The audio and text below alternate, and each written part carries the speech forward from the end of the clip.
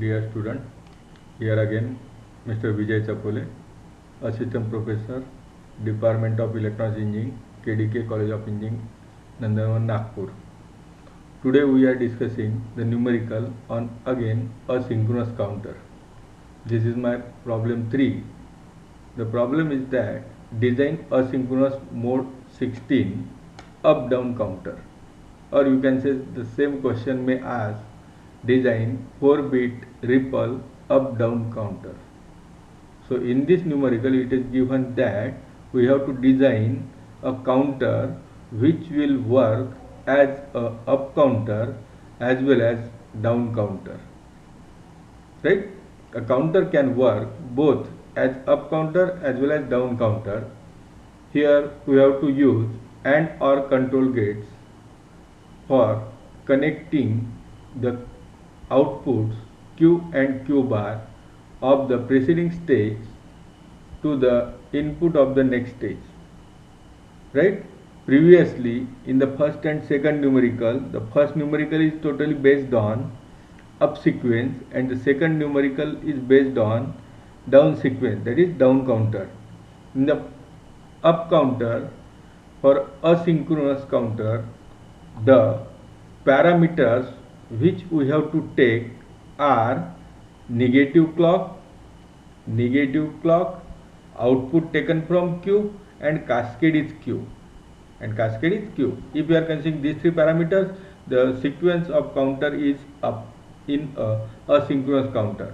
And if a negative edge, output taken from Q, and cascade is Q bar. So these are three parameters. If you are considering, then the sequence is down counter in asynchronous counter. So it is very clear that for up sequence we have to consider these three parameters, and for down sequence we have to consider these three parameters, right? So we have to design one logic circuit when we are considering this control pin up down. I am considering this is the external pin up down. This up down pin may be 0, this up down pin may be 1. Now I am considering when this up down pin is equals to 1, up down pin external input is equals to 1, the Q0 is connected. Q0 is the output of first flip-flop. This Q0 is connected as a clock here, right? Or Q1 is connected as a clock to flip-flop 3, and Q2, the output of flip-flop 3 Q2 is connected as a clock to flip-flop 4. Then your cascading is Q, right? Cascading Q. That time the counter will work as a up sequence. And if up down equals to 0, that instant or that time this Q0 bar is connected as a clock, Q1 bar is connected as a clock, Q2 bar is connected as a clock, then your sequence become a down counter, right? Now up down equals to 1, then this 1 goes here, 1 goes to this AND gate, and Q0 from here, right? So input to this AND gate is Q0 and 1. Same time when up down equals to 1, due to this NOT gate it becomes 0. Second input for this AND gate is Q0. Q0 dot 0 is 0, means this AND gate is disabled and this AND gate is enabled. Here you are getting the output Q0. Q0 plus 0 is Q0, and this Q0 plus 0 is Q0, and this Q0 goes to the input clock pulse to this flip-flop. So this structure gives you the connection of Q0 to this negative edge. Here Q1, this is 1, Q1 dot 1 is Q1 plus 0, Q1 goes here, and here Q2 dot 1, Q2 plus 0, Q2 goes here, and Q2 becomes a negative edge.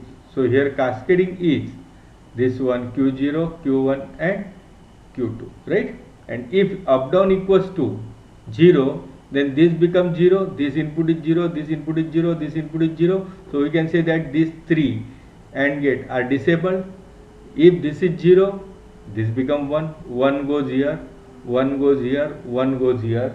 The second input is Q0, Q1 and Q2. So output of this AND gate, these three gates are enabled. So Q1, Q1 plus Q0 bar, Q0 bar plus 0, Q0 bar, Q0 bar goes here, Q0 bar goes here. Got this? So in that way, the totally depend on cascading work. So here we required 1 NOT gate, 6 AND gate and 3 OR gate.